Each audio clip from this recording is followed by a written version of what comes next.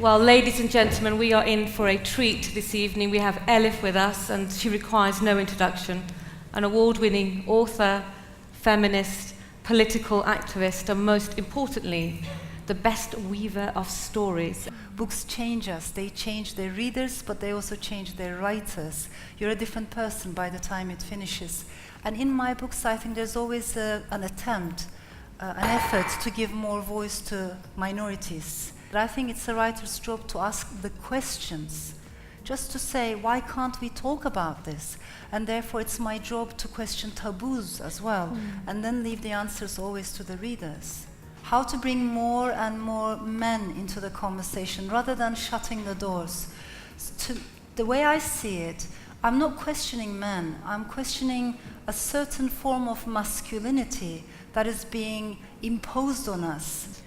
Yeah, I have been accused so many times of not being Turkish enough, or I've been accused of insulting Turkishness, even though nobody knows what that means.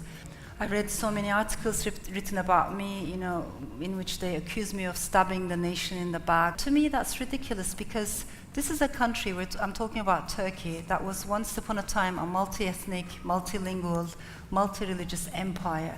Maybe we were lucky, and we grew up in a period where you could have more than one identity and accept that you could embrace more than one culture. And unfortunately, for young people now, they are being forced to identify who they are quite early on. Many demagogues are selling us this myth that we will be safer if we're surrounded with people who look like us, who vote like us, who think like us. They say diversity is dangerous. They say diversity corrupts our culture. And I come from a country that has lost its diversity, that has lost its cosmopolitan heritage, and I think in Turkey, by losing that, we have lost a lot. And I'm not only talking about an economic loss or a political loss, but something in our consciousness also was gone.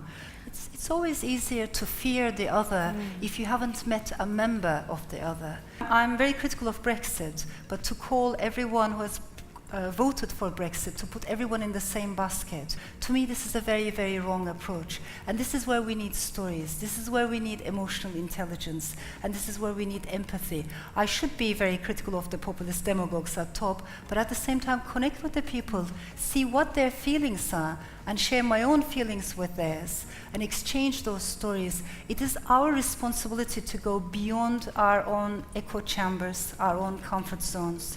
And it is through a novel that you realize, wait a minute, the same history can be told in 2 different ways. Actually, it can be told in 60 different ways, depending on who's telling the story. A novel tells you that, a novel shows you that. In Turkey, a book is not only a personal item. You just don't read it and then put it on a shelf. You read it, and if you like it, you pass it on. You give it to your best friends. You share it to your aunt.